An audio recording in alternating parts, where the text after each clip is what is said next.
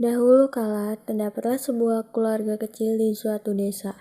Keluarga tersebut beranggota ayah, ibu, dan seorang anak perempuan yang cantik jelita. Anak yang cantik itu bernama Bawang Putih.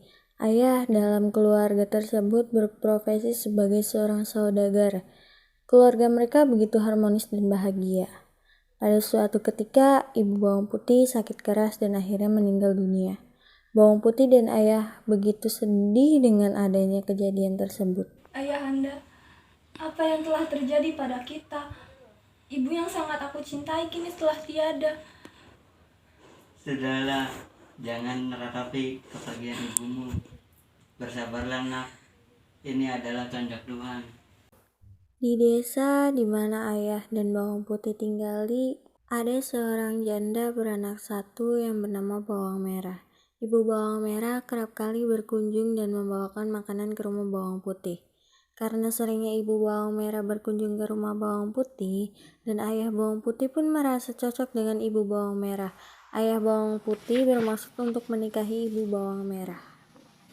Anakku Bawang Putih, apa engkau akan setuju jika ayah hendak menikah dengan ibu Bawang Merah? Jika ayahanda telah yakin dengan keputusan ayahanda, aku hanya akan mengikutinya saja. Lagi pula, Ibu Bawang Merah sangat baik padaku. Baiklah, jika kamu menyukainya, ayah akan menyampaikan kepada ibu Bawang Merah. Begitu mendapatkan persetujuan dari anaknya, ayah Bawang Putih mendatangi Ibu Bawang Merah untuk melamarnya. Akhirnya mereka menikah dan Ibu Bawang Merah beserta anaknya tinggal satu atap dengan ayah Bawang Putih dan juga putrinya. Di awal pernikahan, ayah Bawang Putih dan Ibu Bawang Merah semua terlihat baik-baik saja. Sampai pada suatu ketika, Hei Bawang Putih, jangan hanya bermalas-malasan saja. Sana beres-beres dan bersih-bersih rumah. Baiklah Bu, aku laksanakan. Putih, kau juga harus mencucikan bajuku dan bersihkan barang-barangku. Baiklah kakak. pada suatu ketika Bawang Putih sedang mencuci pakaian di pinggir sungai. Tiba-tiba salah satu pakaian milik ibunya terhanyut. Saat ia menyadarinya, Bawang Putih untuk meraih kembali pakaiannya milik ibu tirinya tersebut, namun sayang, ia tidak bisa membawanya kembali. Dengan sedih dan putus asa, ia kembali ke rumah dan menceritakan kejadian tersebut kepada ibunya.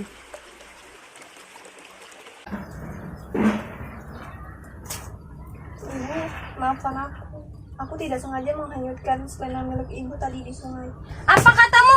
Dasar anak tak tahu diri. Sana cepat cari selendang itu dan jangan pernah kembali sebelum kamu mendapatkannya. Baik ibu.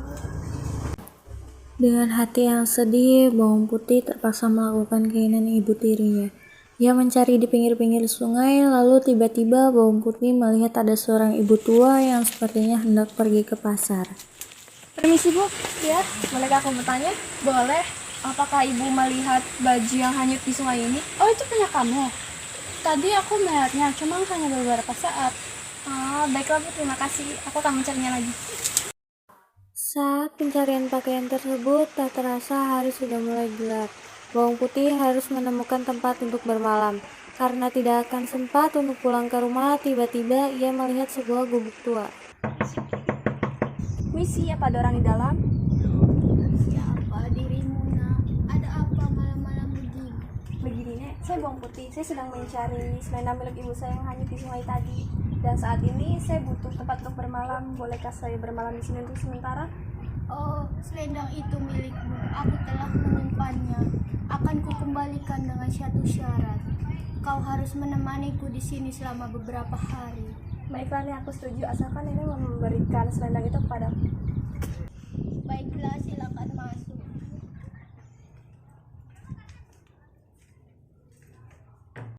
Beberapa hari berikutnya.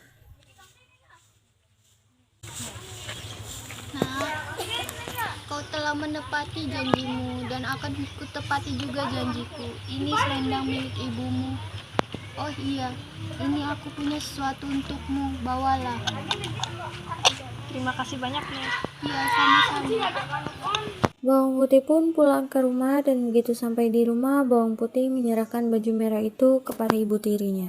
Ibu, aku telah menemukan selendang milik ibu. Sana pergilah. Ketika bawang putih pergi ke ruang tamu untuk membuka kotak tersebut yang diberikan dari nenek tadi, begitu terkejutnya bawang putih mengetahui dalam labu tersebut terdapat emas permata yang begitu banyak.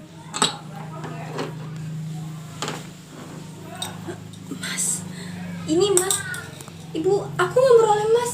Mengetahui hal tersebut, ibu bawang merah dan bawang merah langsung merebut emas yang ada pada bawang putih. Sini, berikan padaku.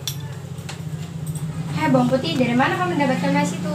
Aku mendapatkan emas itu dari nenek tua yang tak sengaja aku temui di hutan ketika sedang mencari selendang milik ibu.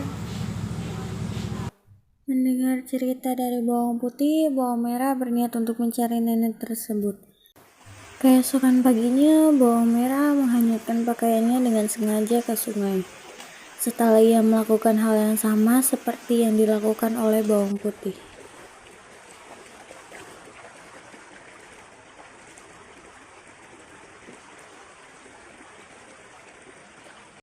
Permisi nenek tua.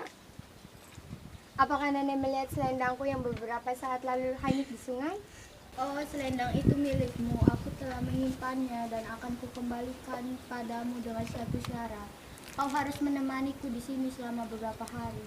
Baiklah nenek, aku akan menuruti kata-katamu. Silakan masuk.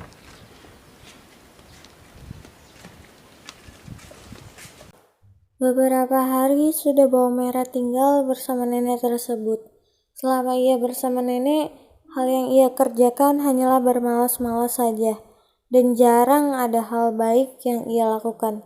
Ketika tiba saat bawang merah hendak pulang, Nek, aku telah menginap di sini selama beberapa hari. Mana imbalanku? Baiklah, ambillah kotak ini.